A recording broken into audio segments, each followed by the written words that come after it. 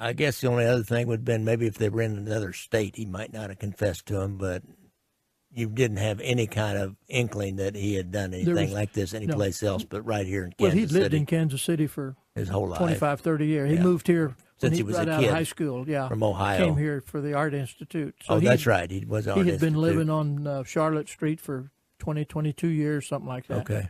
And so, no, I have no doubt that if he had killed 10 or 15 more, he would have gladly told us about it. Did he explain, and I know you guys asked him, why did he do the torture logs? What was his reasoning? He couldn't give an answer. I asked him that particular question. I had Pat ask him that question, and he really couldn't give an answer other than it was kind of like playing doctor. Because what he would do is, you know how doctors notes you go to a bedside and you look at, you know, how they'll scribble 3 cc's of this and whatever. And he said, I guess I was kind of like, in a perverted way, playing doctor. And in addition to torturing them, some of the victims, when they would start to really go downhill and get a bad infection or something, he'd inject penicillin in them to try to make them better. So it was one of those up and down things. He was kind of like one of those Nazi doctors, Dr. Mengele. He was doing human experimentation, wasn't he? With the drugs and what the effect was, because he was making notes about what the effect of so many cc's of a certain drug was. If a drug made the guy snore, he'd write, 11:30 p.m. snoring, and then if he was fighting his restraints, he would make a notation, 2:30 a.m.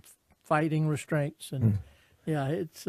Had you heard of anything like this anywhere else in the United States? I don't think He's I have. He's a little bit unique in the fact that most serial killers, number one, they kill their victims right away, usually within the first 24 hours. Yeah. And most of them don't keep torture logs on them. So he's a little bit unique in that sense. And we interviewed some psychiatrists, psychologists, and they reviewed some of the case file, and they thought he was kind of unique in that aspect too. So. I kind of think one last thing about the occult kind of aspect of this. I know Geraldo Rivera came to Kansas City and did a show and kind of indicated that there was some kind of occult connections, that maybe there was other people, maybe he was part of some witches' coven or warlocks' coven, and I know there was some local cops that were involved in investigation of occult things, and so with that. What would you say about that? It probably got in your way more than it helped of any kind, but I don't really know. Yeah, it did. It was there were some detectives, a couple in particular, who wanted to bring that and make it a part of the investigation. I really had no interest in it. I mean, all I wanted to do was solve a murder and identify these victims, determine how they were killed, and if the occult was part of it, fine, and if not, who cares? So if there were other people involved in some organization, sure. But you weren't finding any kind of evidence at all. Absolutely no evidence. And of course, in Berdella's confession, he would have gladly talked about that. Sure. It sounds like, and he said there was absolutely none of it. But there was people. There was Geraldo came in and he wanted to do an interview with me. I told him to hit the door. I had no interest in talking to him about the occult, so he got real mad and he kind of blasted me on his TV show. Oh, did he? Yeah. I wonder if we could find that TV show. I'd like to see that. We need to get a clip of that. Here's the thing. You can't really put somebody in prison for worshiping the devil.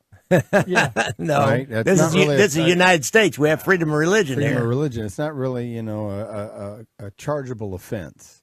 Yeah. I guess my what I'm thinking of is I know some of those policemen, and I know that they want to see a conspiracy. And they would love to bring some kind of a conspiracy of a lot of people in. Yeah. And I never did see it. No, it wasn't there. In any manner, really solid evidence of any kind of conspiracy of people who are members of the occult that are involved in any kind of satanic rituals or where people are killed or virgins are sacrificed or anything. I never could find it. Geraldo got 2 or 3 people to say, oh, yeah, I was at an event where Berdella did this to, I forget now exactly what it was. But anyway, she was putting Berdella at the scene and doing all these. Of some kind of ritualistic killing or something, and we asked Berdella later. He said, I never seen that lady. I have no idea who she is and what she's talking about. So we wound up poo-pooing the whole thing. There could have been quite a few people who were kind of following the case who wanted to glom on to the media attention. Could be. Yeah. Oh, yeah. In a case including like this. Geraldo. Yeah. Yeah. The nuts come out of the woodwork on a case They like really this, do. don't they, Troy? Yeah, they really do. We had reporters in here from the New York Times, Chicago Tribune. I mean, it was kind of a night. That was one of the worst parts of the investigation, was having to deal with those people. And because I mean, you're kind of limited as to what you can tell them, but Yeah. they're still here and they want an interview, and they So What about false confessions? Did you have much any false confessions or anybody that wanted to implicate themselves in this? No, nothing even close. Any contact with the Berdella family? No, we tried to interview his mother. When we first arrested him on the sodomy charge, she came to Kansas City. His dad was dead. He had died of a heart attack several years before. And we tried to interview his mom just to try to get a feel for, maybe learn something about him. She wouldn't talk to us, so didn't have any contact. He had a brother, but we never talked to him.